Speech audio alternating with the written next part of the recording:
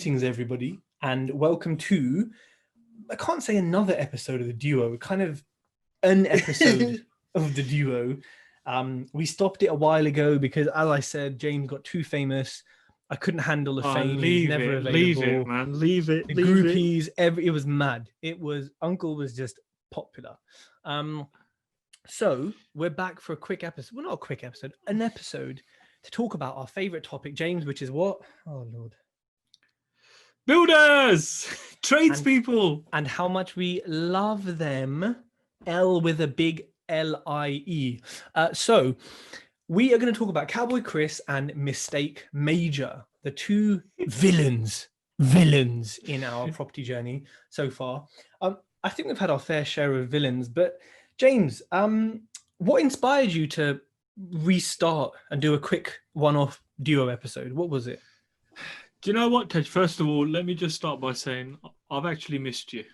Oh, I missed you too a little bit. So I'll give you a virtual hug, like a tier 2, whatever nonsense is going on at the moment. But thank you. So what inspired me, man? I think we both seem to have had problems with tradespeople at similar times, and they were some major shit going on. It wasn't just like little things, it was just people really taking the mick, and I could see you were emotionally quite drained from it.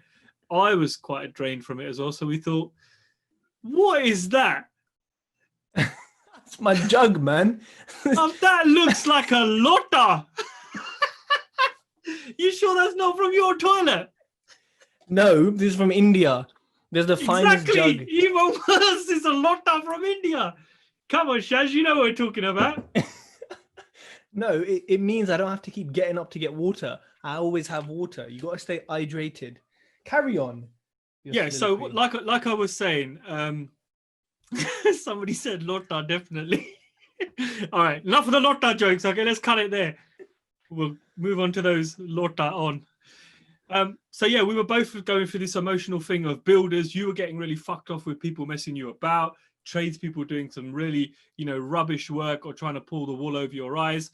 And the same with me, I had a bad, I didn't have a bad feeling about my new trades guy, but there was telltale alarms bells ringing from day one, So we thought, why not do a flipping, one-off show on it, get together, talk about some of the things that have happened, having to fire contractors through a major build, bringing in new people, trying to find new people, you yourself definitely working at a distance, trying to find people.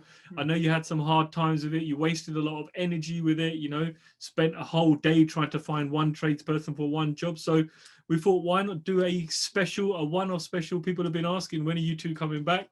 So we thought, hey, Friday night, let's get back on it. We came back for the people. So yeah, thanks all for joining us. You could be doing, watching Netflix and making stuff, but you are with us, so we thank you for that. So James, yeah, I mean, where do we start? I think everyone is going to experience a bad builder at some point. I've heard people say, I've never had a bad builder because I have all the contracts in place and blah, blah. No one gives a shit, mate. You're lying. No. Okay.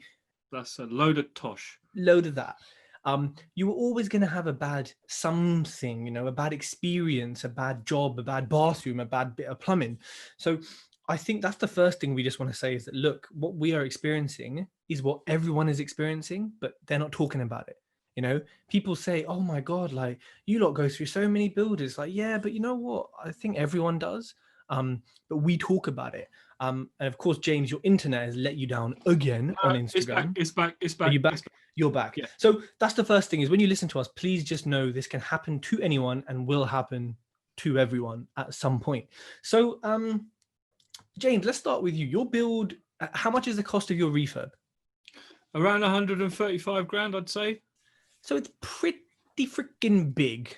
Yeah, it's not a small little thing. And your builder, Mistake Major, or Major of Mistakes, how did you find him?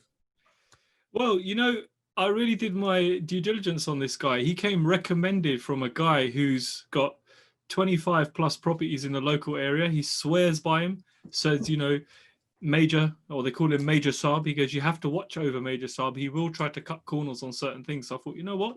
I'll watch him. But he came highly recommended from a guy who's now out in America doing development. So I thought, this can't all be bad, man. You know, yeah, so it was full on recommendation. And you like looked at his ID and his whole assets, like you fully went into him. Oh, 100%, man. He was pretty shocked. I did major checks on this. I did major checks on major. Hey, cha-ching. Yeah. So, you know, I checked him out. I checked his, I did a credit check on him. He owns his own house. He doesn't have a mortgage on it. He has another property with no mortgage on it. He owns a few cars. And the best thing was he trades in his own name. So, you know, I thought to myself, he's signing a contract in his own name. If anything ever happens, it's fine. I've got reasonable assets there to go after. I didn't think anything would happen, you know, but shit does. So I really did check this guy. It's not as if I just let him on the loose. I think one thing you said there about in his personal name, that is super important, and people don't realize how much they're opening themselves up for a world of pain by being personally liable. Obviously with mortgages, we all have limited companies, but we're all personally liable. That, you know, we get that. It's impossible. You can't hide from it. But so many tradespeople operate with their own name, and they're signing their death warrant when they do something wrong, because you can't, you know, yeah, if you want to sue a company, you want to go against a company, whatever, you know, you can close it down, you can kind of run from it. But if it's on your personal name for 6 or 9 years on your credit file, you're going to have struggle to get phones, like 20 quid a month Vodafone. They're going to say, to rent, to buy a house, to get personal loan from Sainsbury's, you are going to struggle. So it is very dangerous for them to be operating with personal liability, especially when they're in an industry where things often go wrong for them. So just something to note, people, if you have personal liability, don't necessarily say, oh, you're not a limited company. I say, cool, good, happy days. Sign your name, please, sir. Because it protects you, right, James? Yeah, of course, yeah. And that's why I was quite happy. I was very happy, actually, him signing his name on the personal contract, because, like you said, for all those very reasons, I thought if something does go majorly wrong, I've done a nice little check on you, my friend. I have your IDs. I have all the insurances. I know that you're very, very well to do for, and, you know, I can come after you. And this was your first time working with Major, right? 100%, yeah, first time. Okay, so mine's a little bit different now. I've been working with Cabo Chris for, easily 6-7 months plus. He came recommended. Did I do due diligence on him to that level? No. Obviously, and this was like in January when I didn't even know about the level that we do now. Should I have? Of course I should have. He came recommended, not exactly from, like, if you recommended him, it would be a strong recommendation, but it was a medium to weak one. However, the first property we did, beautiful. Yeah, some of the tiling in the bathroom, the grout wasn't perfect. That's my only complaint, by the way. That is literally my only complaint, really. From the whole refurb. From that whole refurb. It wasn't ready for valuation, but it actually got valued very, very high, despite being a little bit of a mess. So anyways, he got saved. But really, that's the only complaint. Like, everything else, it is a beautiful house, one of my favorites. The second and third refurbs, a few complaints, but nothing that, you know, you would say is abnormal for a builder. So we're carrying on. And really, it's probably, I'd say by property 4, maybe 5, now I look back, I'm sensing some issues. So I think our stories are very similar, but also very different, because Major fucked himself on the first thing. I've had a long-ish relationship here that slowly became something else, right? So that's to kind of set the scene for everyone watching and listening, is that we're in different situations, and mine is quite confusing, you know? I think James is a bit more clear-cut than mine, but that's kind of where we stand. You know, for me, it took 7-8 months. James, yours was how long? About 5 weeks, 4 weeks. And James is in a much better position to have got rid of it quickly, right? Hire slowly, fire fast, and James did that. So, James, your build was going really well as far as we could see on Instagram, right? No, it was going really, really well. It's just everything was nice. You know, everybody saw it on the HMO live day. You know, the 3 visits that we did to the site. And people were like, wow, this is progressing really quick. Things were going really, really smoothly, really, really well. And then little telltale signs, you know, I always thought there was something a little bit odd about this guy. And I thought, oh, you know what, maybe I'm just looking into it too much. Then he kind of like, then certain afternoons during the day, he'd disappear, or he wouldn't be on site when he said he was going to be on site. And that really, really pisses me off. If a trades guy is supposed to work from 7:30 in the morning till 5 in the afternoon, I expect you there at 7:20 in the morning, ready to start at 7:30, you know?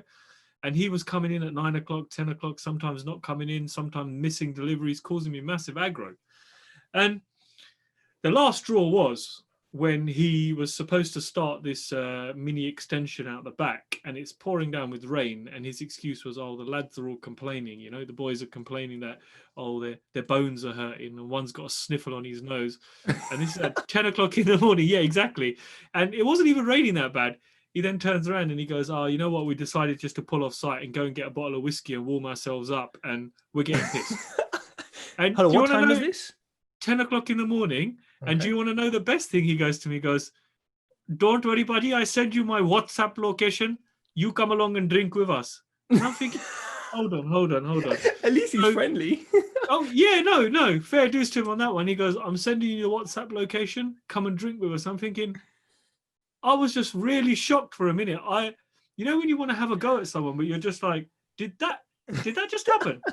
So I put the phone down on him and I went off, had a coffee, and I thought, wow, he is pissed out of his face. So I thought, you know what? I'm not letting him get away with this. I said, listen, you need to come to site now because there's a delivery of like 300 bits of wood coming and you need to take them in because I'm not taking them in. You're paid to do that. True to his word, he comes down to site. And I shit you not, Tej, he walks in, his shirt's hanging out, his trousers are half done, his zips open, and he is like this. Like... and I mean, when I mean slurring, the guy he was standing like this, like, you know, against a wall, and my man is falling over. And I'm just thinking, damn, is this happening? Like, you're going into Christmas. You got such a big job here where you're making some decent money. What the hell is wrong with you? In the end, I just thought to myself, you know what, this guy has to go. So I didn't say anything to him there and then because he wasn't understanding anyway. My man I'm talking to him, mid-flow of conversation. He just walks out the door, jumps in his van. Now, he's pissed out of his face, jumps in his van and just drives off. He then comes to site on Saturday morning and does a bit of work on the pipe work. So I thought, okay, he's been to site. Maybe it was just a one-off. Monday he gets there and he's coming early in the morning and all his tools are gone. So I'm thinking, okay, maybe he's pulled off site. And then I'm ready to sack him. So I'm calling him to sack this guy to get him off.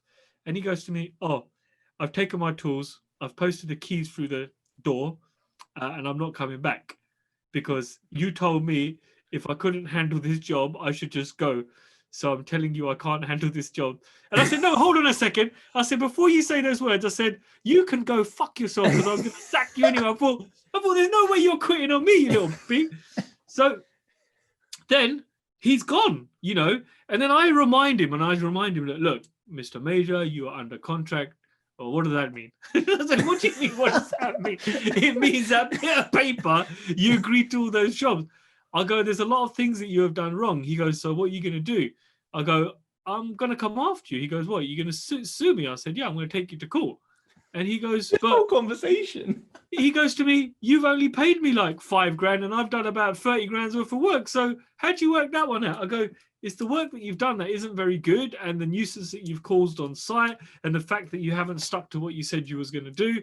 And he's like, no, please don't do that, man. Look, I'll just leave quietly. I'll leave quietly.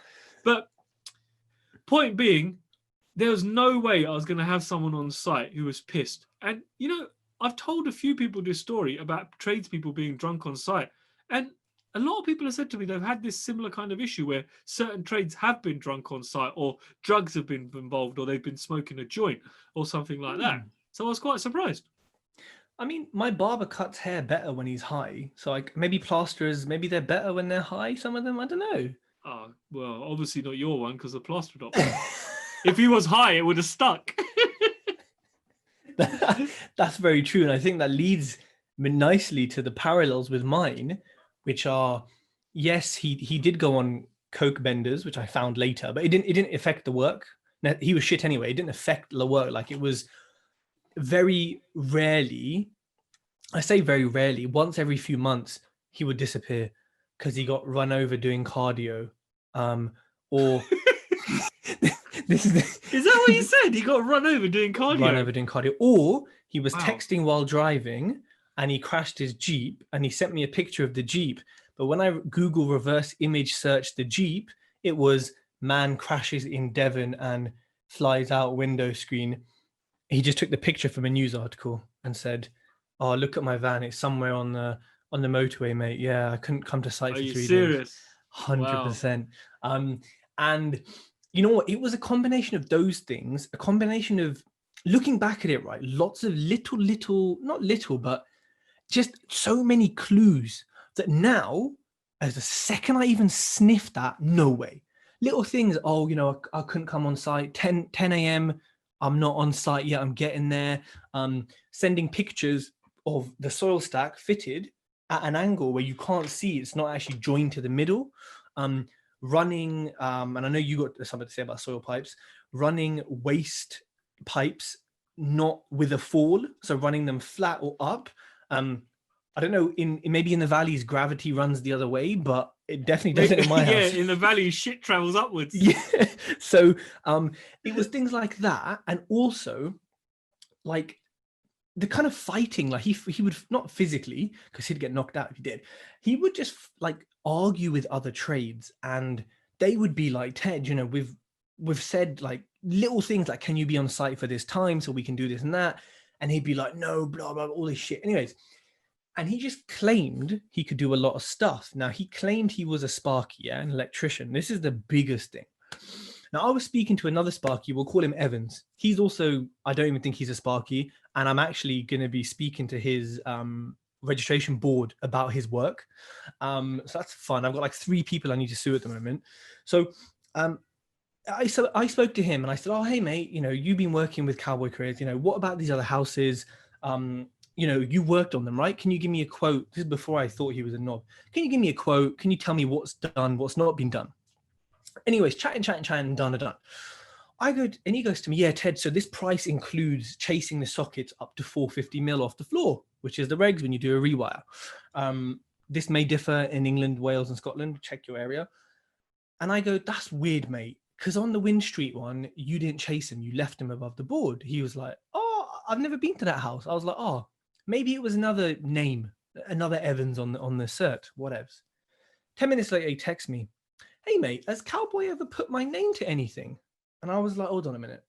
I looked at the electric cert and I sent it to him and I said, "Yeah, mate, you did the cert." He goes, "I've never been to that fucking house now, but I'm gonna go round, I'm gonna go knock his door. I'm gonna go speak to him." He was gonna go, you know, say hello as builders say hello. He didn't, unfortunately, but he was like, "Mate, I've never been to that house. I've only worked on one of your properties, which is the one I'm potentially be suing him for. I've never been, like, I have no idea." And I was like, okay. So anyways, I send it to our mutual friend 𝗟𝗏 to do an EICR to go and check it out. First, he looks at the cert and goes, "Tej, these readings are wacky, mate." He gets there and he goes, "Tej, now I've got the electrical report. I've got like 12 different faults on what Cowboy said was a fresh rewire done by an electrician. Now, they're not dangerous. The house is not going to blow up. And electric certs are not a legal requirement, at least not in Wales yet. That doesn't matter to me though. It's getting rewired. But I've just paid him $2,000 to rewire a house. He's forged the signature, so I reported him to the police, etc., of a real Sparky, and it's not even electrically sound or what it should be. And like the Sparky who's been there said, "Tej, how long ago was this done?" I don't know. You know, being an electrician is not an easy thing to do, but I reckon if me and James got together, got some books, spoke to some people, we could rewire a house better than he just did. So, you know, this was the death knell. But one day he just walked off site. After he had crashed his car, he just walked off site, They didn't return calls, emails, nothing. Within a few days, like, all right, fuck it, on to the next. Let's get someone else. And then it unraveled. Yeah. I mean, James, what poor work did Major do for you that you maybe discovered? Oh, mate. Oh, Jesus. Where do I start, man? Where Out do of I the start? beginning, please. So everything started nicely, no? The rip out was good. I suppose ripping out a building isn't that difficult, Anyone really, can you do know? it, yeah. So the rip out all went well. And then he fitted the first steel upstairs, you know, the one we saw, the big 6 Yeah. meter long steel. That went smoothly. Stud work started going up. The telltale signs started coming from me when he goes to me, he started doing the soil stacks. And I said to him, I go, look, the soil stacks need to be a certain drop. Building regs have been in and told you they need to be on a slope. Otherwise, they're not going to get signed off.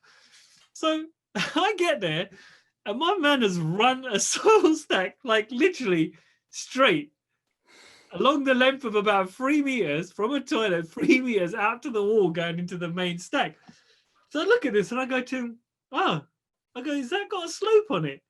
He goes, yeah, little one, little one like this. You know? Okay, fine. Bruv, I go upstairs, I put a spirit level on this pipe and it's fucking dead straight. And then he goes to me, don't worry, shit not got a lot far to travel, only from here to here. It's okay, no blocking. And I'm thinking, okay, no blocking. He goes, I put rod eye here, any shit that come rod out. And I'm like, no. I said, geez, listen, man. I said, in this soil stack pipe is going to be another one connected into it. I go, if these two people are taking a shit at the same time I'm flushing, we're going to have a shit backlog. What are you going to do? Come out in the middle of the night and start rodding? And this guy couldn't grab the concept. I'm like, oh man, what is going on? So that was the first telltale sign for me. The second one, Tej, was where he's taken the pipe out of the wall, yeah? And he's not even cored the hole. I think you saw this, didn't you? He just smashed a few bricks through, you know, and this is a period property. Yeah. And he smashed the hole at the top of the bay, taken the London stock red brick out, the yellow brick out, just left a massive hole with a pipe coming through. And I was shocked. I'm like, you just ruined the feature of the house. He's like, no problem. I just fill it with the bricks and fill it with the... I'm like, no. For me, that was the first major telltale signs. Then the second thing was where he's gone and boxed the pipe underneath the... Like, so you got the original features there. He's gone and built a box, but he's built the box right next to the original feature. The idea was to build the box slightly higher so you could plasterboard it up, so you get a nice flat finish right the way across. He goes, okay, no problem. We use 12 mil plaster here, 9 mil here, and we do 6 and skim. I'm like, no, yeah. And you know, like when he's running wood on this boxing pipe, it starts off nice and straight, and then it goes like this at an angle. And I was like, Major, I go, that's bent. He goes, no bending. I go, look, give me the spirit level. I'll put the spirit level on there. It's bent. And he's looking at it like this. He's trying to move it to try and make it look. And I was like, no, man, no. But that was one of the major things that he did. There's also massive holes between walls and floors. So where he's obviously pulled out bits for the steel work, I've got like big gaping holes everywhere that haven't been filled in. They're quite telltale signs for me. The fact that he didn't use a laser when he was putting up a stud wall, I would have thought you'd shine a laser across the thing so you get a nice thing. He's like, no, it's okay, measuring there, one side, okay, fine.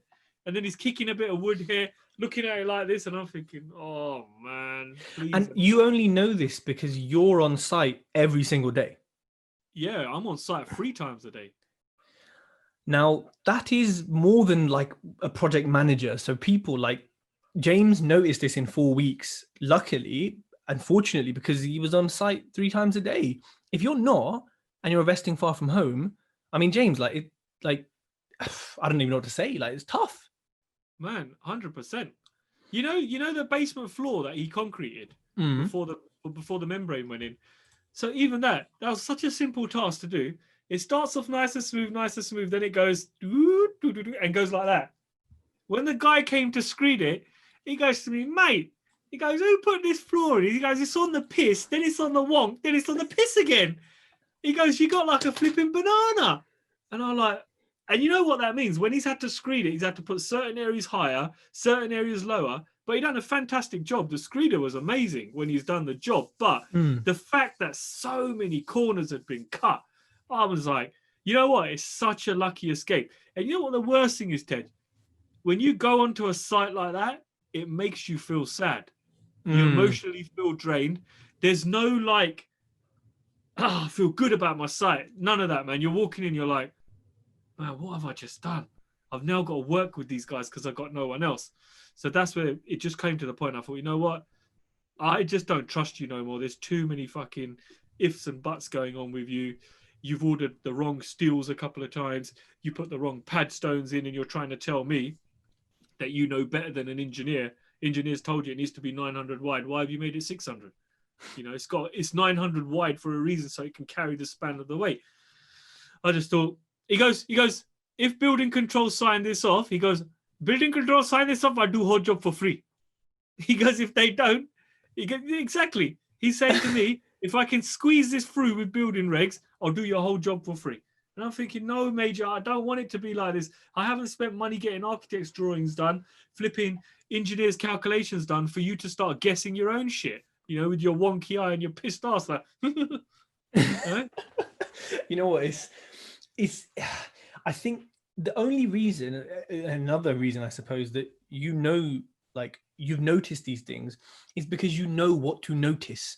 If you, and this, it might be logical, but it's not if you don't know it, that a soil pipe has to have a certain form, or that, you know, when you're boxing certain things in, they should be flush, preferably mitered if possible. You know, if you didn't know these things, you would go there and say, oh, soil pipe's nice and hidden, it runs out.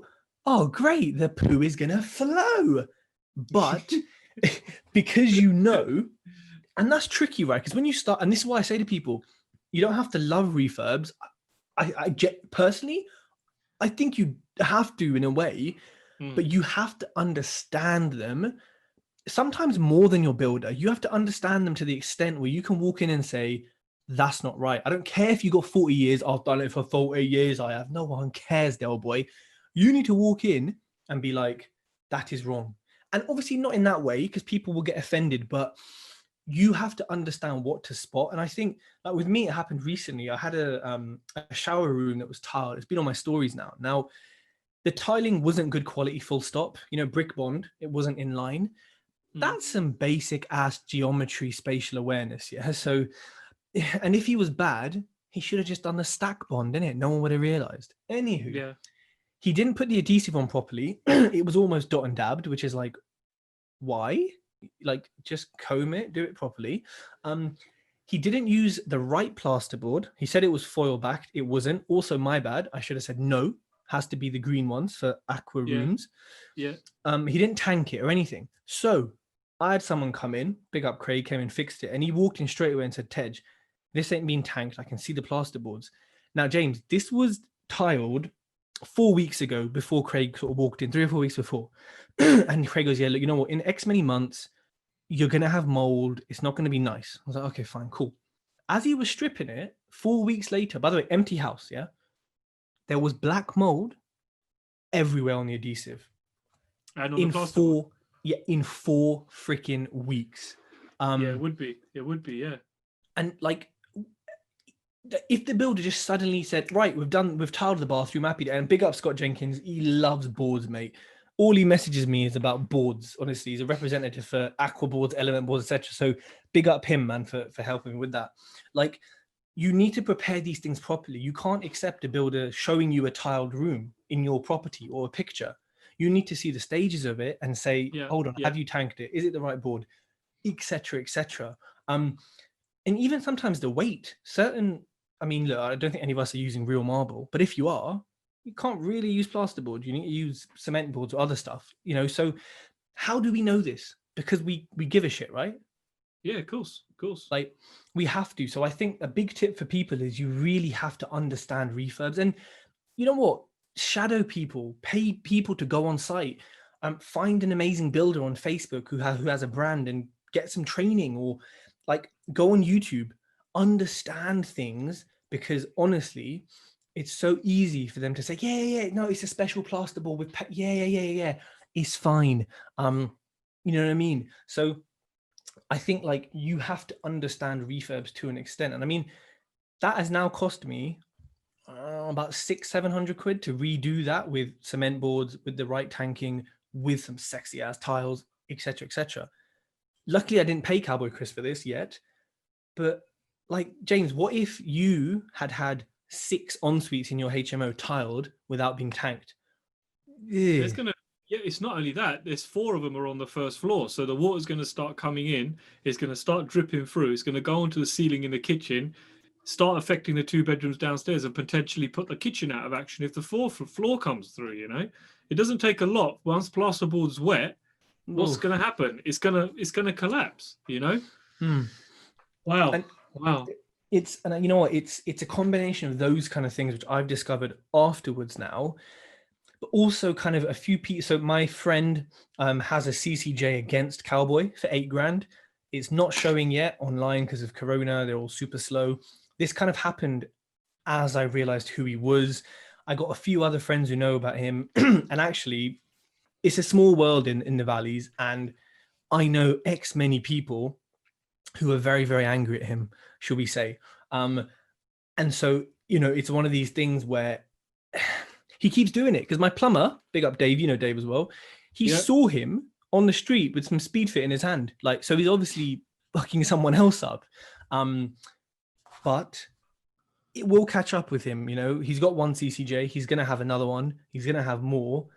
And technically he can't necessarily run away from it. But you know what, James, it's one of those things where like, he said a lot of things like, oh yeah, I was late to site because this is the whole, oh, I helped an old lady cross the street. Yeah.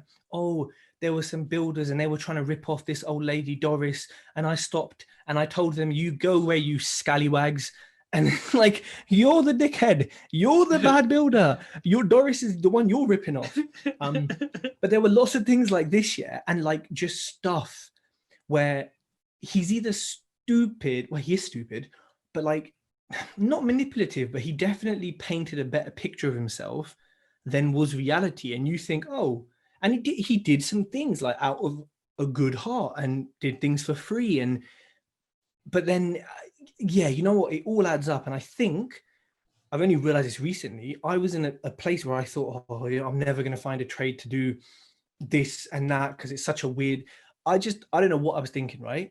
But now, you know, I've got trades doing bits and yes, it's headache and it's stressful, but my God, like it works, you know, like there are so many people who are multi-skilled, you know, like Chris didn't put double wastes in on a sink that has 2 traps, on a sink that has 2 holes in it. He would put the kitchen in and there was no cold water feed to the thing and there was no waste.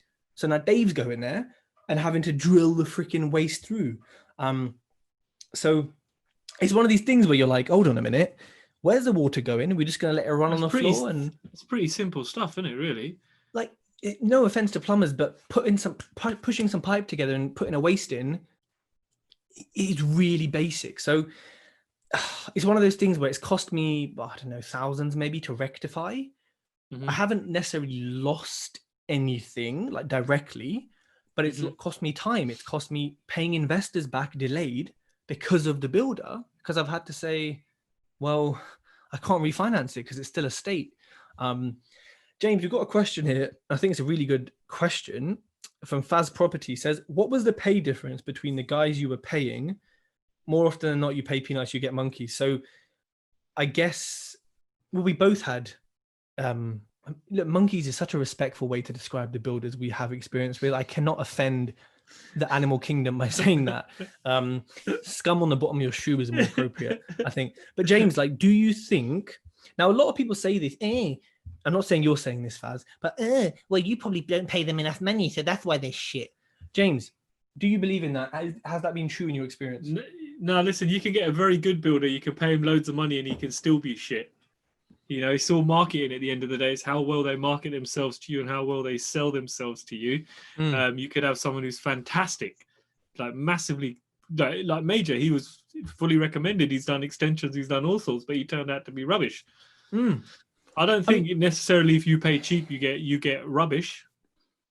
I don't think so. I mean, I have my plasterer now. He is epic. Big up Richard. And he's cheap. He is undoubtedly cheap.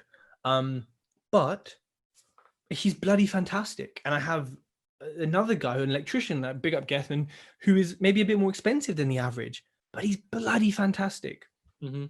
So, people always, and I'm not saying people in the Instagram chat are saying this at all. I'm saying generally, people will DM you and say, oh, it's probably because you didn't pay them that much. And it's like, all right, mate, like, how do you know what I paid? Yeah. I don't think there's a correlation. I'm sure I've said that to you before, haven't I? You have, but you're just a class A knob anyway, so it's fine. It takes one to know. Wow, I feel like I'm in high school again. Fire tonight, with the teacher, with the substitute teacher. Yeah. You're definitely a substitute teacher. Shut up. Yeah, I don't think it makes a difference what, like, the money, because what for me makes a difference, James, is their reputation and their reviews online and the recommendations. I've had people referred to me and I see the price and I'm like, okay, I'll pay that all day long.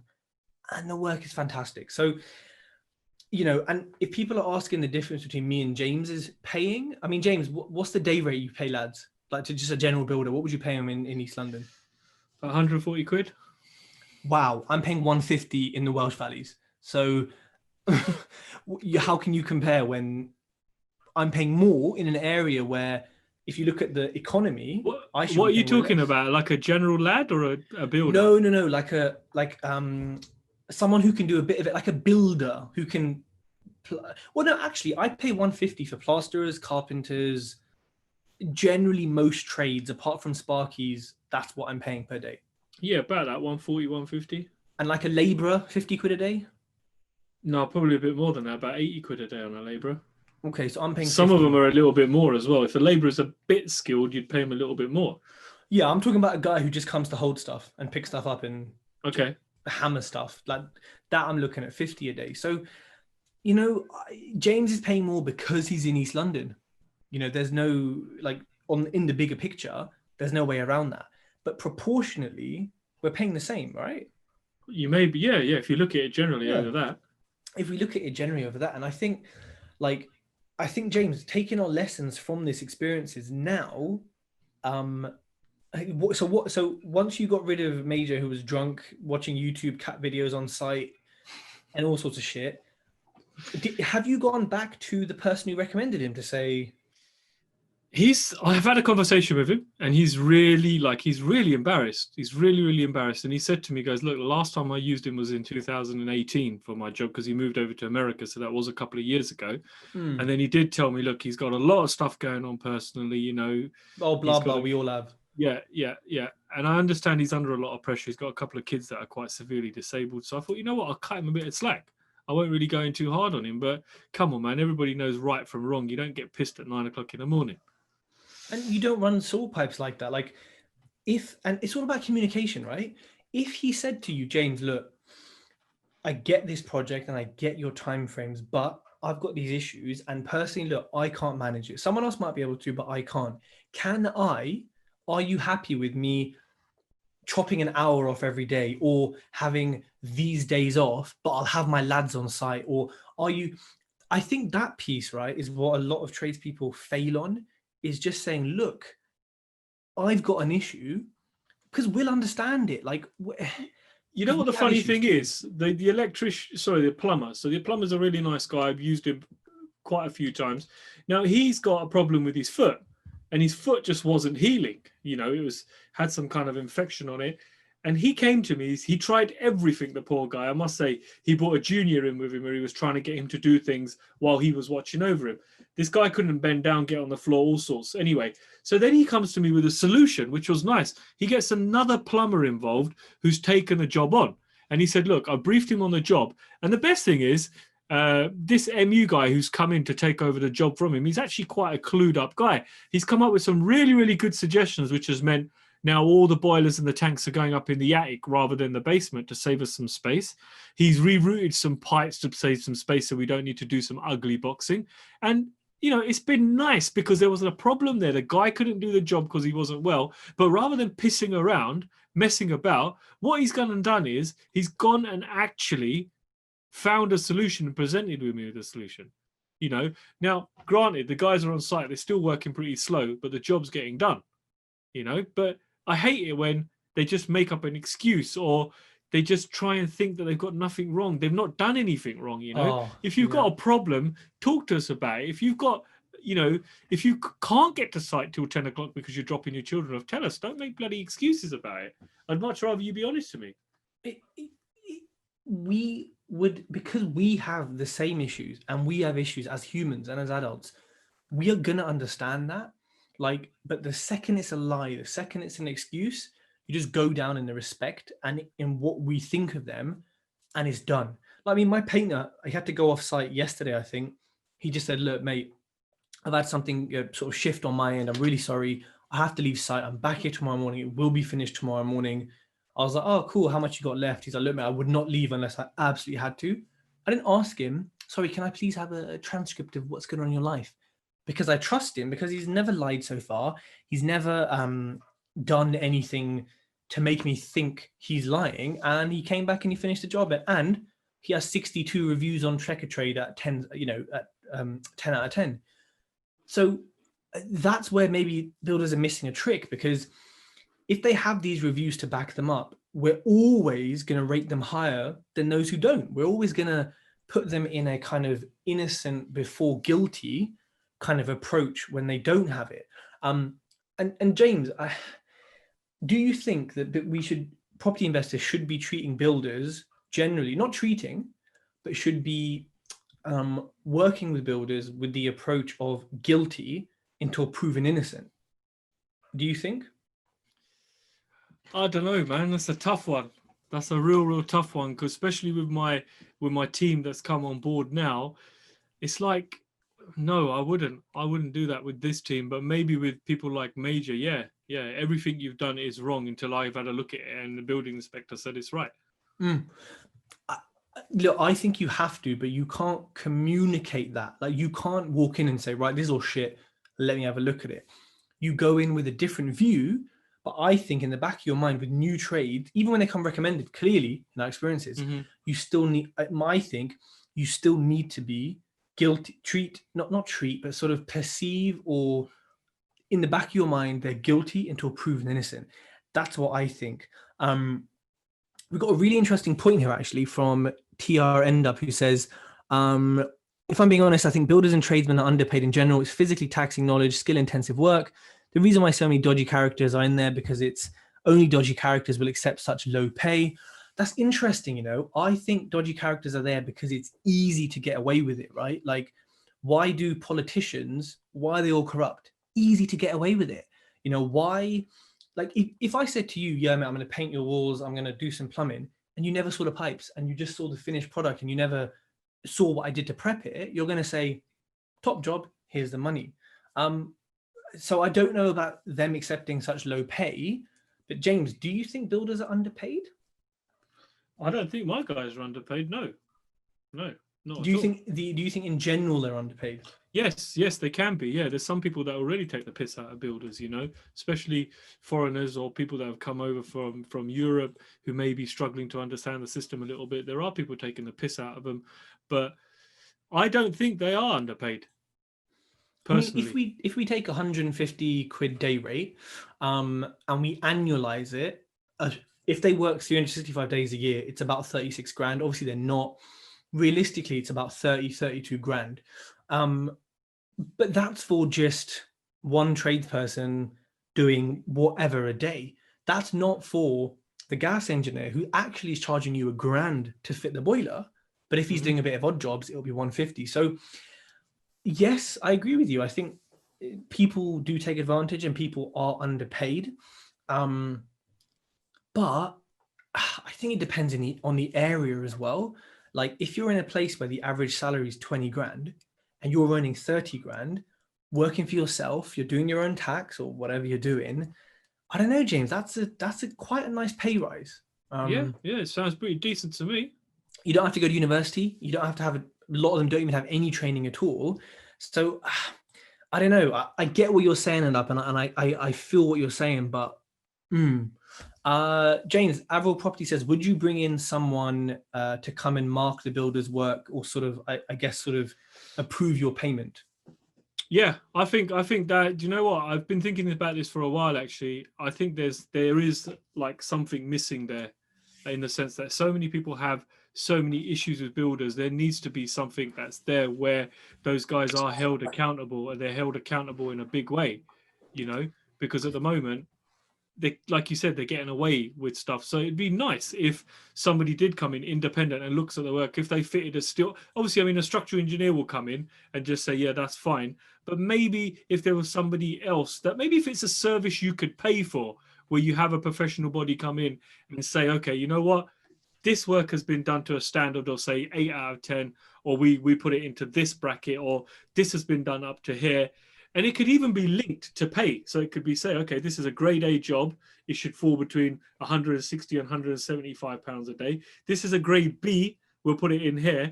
And it makes it a level playing field. If the builder wants to work mediocre at a middle range, and he's happy to take 100 quid a day for it, or 100 quid, whatever his day rate is, I think there is some kind of scope for something coming in. Like, you know, Jewsons do the build aviator, which helps people price projects up. Why couldn't somebody do something where you could employ someone? I guess then that comes down to it being maybe a QS, you know, someone like that who's looking at stuff. I think I used to think, and I said this before, that project managers, well, what's the point? It's easy to manage from far away, and it's not easy, but it's very difficult, especially with individual trades. One bigger builder is easier, but without a doubt, at the very minimum, unless you're like James, where you literally live like 200 meters from the property. Yeah, not far at all. Walking distance. Yeah. Walking distance. Unless you're quite close or within half an hour, I would say you need someone to sign off the work, whether it's a friend or a fellow investor or someone new to property, or even someone you pay who just wants a little part-time thing, you know, every now and then, you know, 10, 15 quid an hour, whatever. When they go on site, they check the quality of the plaster. All right, they go in, they check the taps working, they look at the pipes, they send you pictures.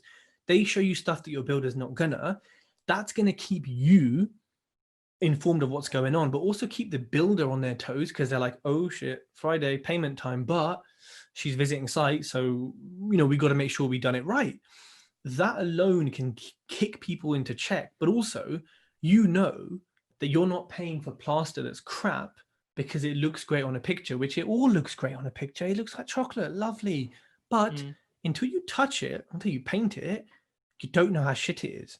So absolutely, I would say one of the biggest lessons for me is, and James can do this because he lives close, is have someone physically who's checking up on properties. Big up Mario. He's going tomorrow to check up on some painting, some carpentry, some tiling. And, you know, I trust these guys have done a good job, you know, but I don't care. He's still going, non-negotiable. And then in a few days, he'll go to my other site and check on various things. You know what's really been annoying me? You know, what's really got my back up over the last few weeks is I've seen a lot of posts going up on Instagram where people have been talking about managing trades, or managing a refurb, or managing a construction project. And I think to myself, you know what? You haven't fucking managed a build. You haven't managed shit, you know, literally. And you're putting a whole, like a nice slidey 10-page slide thing on Instagram about managing trades. And I'm thinking, when was the last time you managed a trade? When was the last time you had a conversation with a trade? When was the last time you went to inspect a trade's work, or work out how to pay these guys, or how you're going to work with them, man? There's so much bullshit out there. We've been doing so many refurbs and we still have issues with it, you know? I'm talking midway through a 135 grand build, you got to sack a contractor. Don't be telling me that you're going to teach someone through 10 slides, pretty looking slides, how to manage a tradespeople, because that is bullshit. You know, and it's been annoying me because of the sense I've been seeing it at the same time of going through this. So I said, no, man, a big no. Get out there, go and put your money where your mouth is, go and do a refurb and then rewrite your post, because I can tell you your post will be very frustrating when you write it, because you would have lived every single part of it, not just dictated it from a flipping book or Google. James's views represent James Hota and J2Hub, not TEDtalks, just FYI, when he's firing these shots. Do you feel better now? Yeah, you feel good? Yeah, no, you know what? Yeah. Okay. I had to get up. You know what? It's one of these things here where, like, and James, as soon as this happened to both of us, we were like, right, forget all the other work. we need to find new trades, right? We were straight on our network, straight on our platforms, doing everything we have. I did it today actually to find in a little plasterer. And you know how draining it is. People don't realize how draining it is. It's exhausting. Like, just the conversations, they're trying to find, oh, I'm busy till Christmas, I'm busy till January. I mean, I got a text now from a plasterer who said, sorry, I'm busy till Christmas. Like, or they just don't reply because they're so busy. Like, it's difficult, but the main thing is you have to reduce that time from, oh dear, they've messed the job up, they're gone, they are gone, it's over.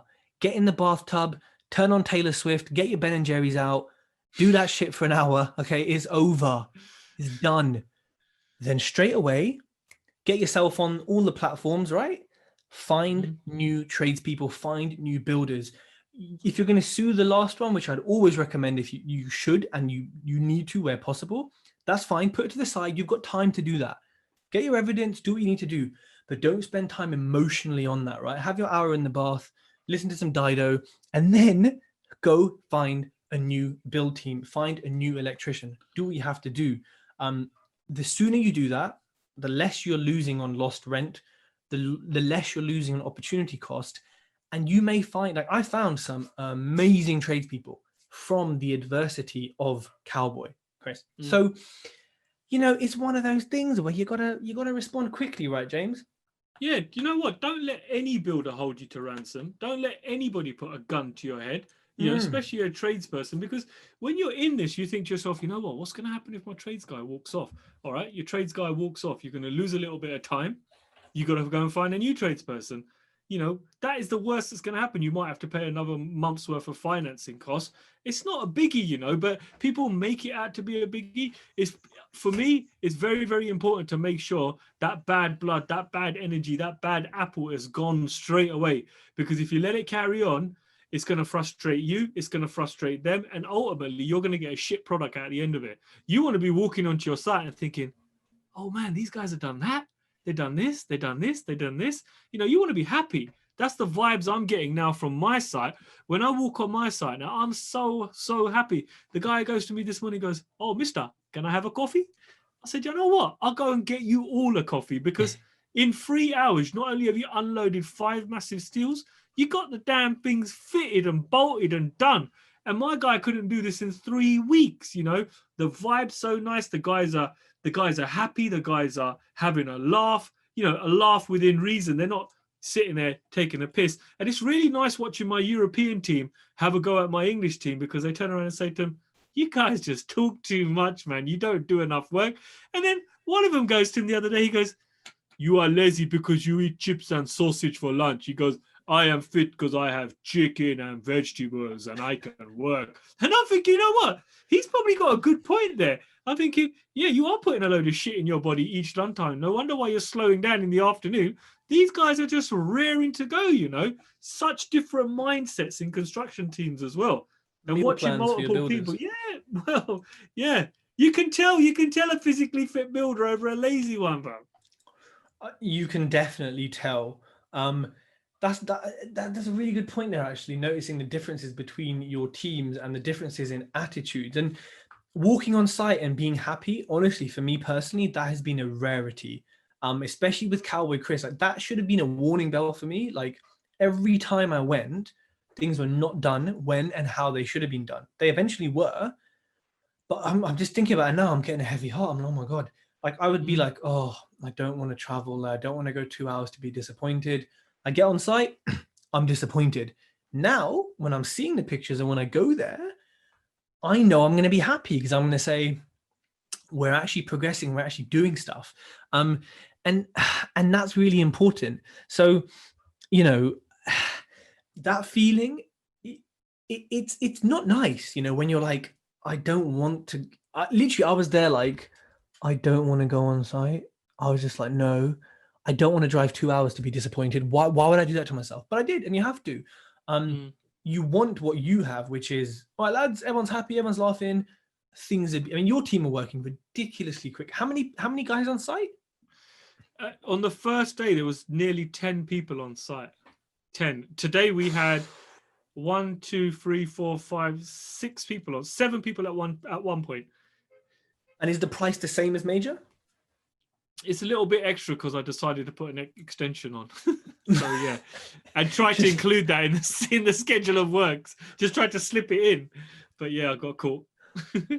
Wow. Okay, cool. James, this is bringing us to the end of the podcast and of the IG Live. If you have to leave people with maybe one lesson about what you've learned from Mistake Major and Cowboy Chris and working with these knobheads, what would you say? You know what? The minute you spot a problem and you know deep down inside your gut that this is a problem that's going to fester, it's going to get bigger, it's going to get worse, nip that in the bud and deal with it straight away. If you need to fire a tradesperson, get rid of them. The other day, I had a tradesperson who wouldn't respond to me. My plumber wouldn't respond in the WhatsApp group. I gave him 1 hour. I called him again. Then I left him a message saying, look, if I don't get a response from you guys by midday, please don't come in. I'm firing the lot of yous and I'm paying you nothing. I get a call within 5 minutes. Do not let anybody hold you to ransom. And if it feels bad, get rid of them straight away. Very, very, very good tips. My last tip would be trust your gut, but don't trust your gut. It's very easy for someone to be nice and say, oh, well, we got to do this, this and this, and we'll cover this. And oh God, any other tradesman around here, they'd take 400 quid in cash and they'd fob you off. But we wouldn't. We're a tidy company and, blah, blah, blah, blah, blah.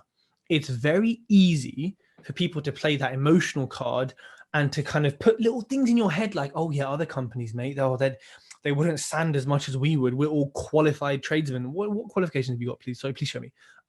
Don't believe that, but your gut is going to say, oh, they're going to sand for an extra day and only charge me for, oh, wow.